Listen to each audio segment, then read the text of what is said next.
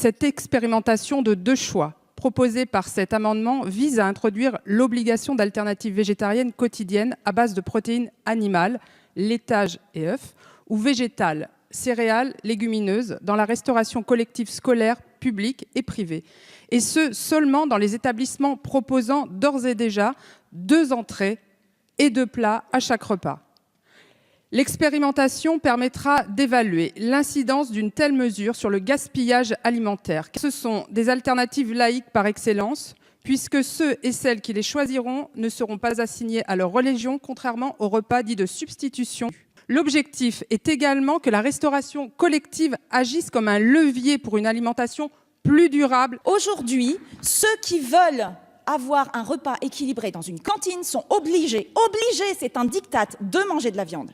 Aujourd'hui, un menu végétarien est un menu équilibré. Un des amendements qui est proposé, qui est de Madame Cazebonne, qui est un amendement d'expérimentation, dit, dans les cantines, là où on a des selfs, où il y a 2 menus minimum, un des 2 menus peut être un menu avec des protéines végétales. Voilà. Au Portugal, cette loi a été proposée en avril dernier. Ce n'a pas été un sujet, puisqu'il s'agissait d'un choix supplémentaire. En lisant les amendements de la collègue Cazebonne, moi je trouve que ils sont bons, parce qu'en plus, ils proposent de mettre en place une expérimentation.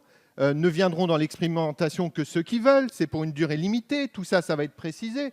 Donc moi je me dis, mais attendez, il y a déjà quelque chose dans la loi, très bien, c'est consensuel, on a vu qu'on a besoin de consensuel sur ce sujet-là, on a vu qu'on a besoin d'avancer. Aujourd'hui, il y a ceux qui ne souhaitent pas manger de protéines animales, des fois n'ont pas le choix. Cet amendement vise à accompagner les gestionnaires des services de restauration collective ainsi que les équipes de cuisine pour assurer une qualité nutritionnelle et gustative optimale des plats et menus végétariens. Il y a un besoin d'accompagner ceux qui vont s'occuper des repas pour qu'ils aient une bonne connaissance des faits sur les apports nutritionnels des différentes options.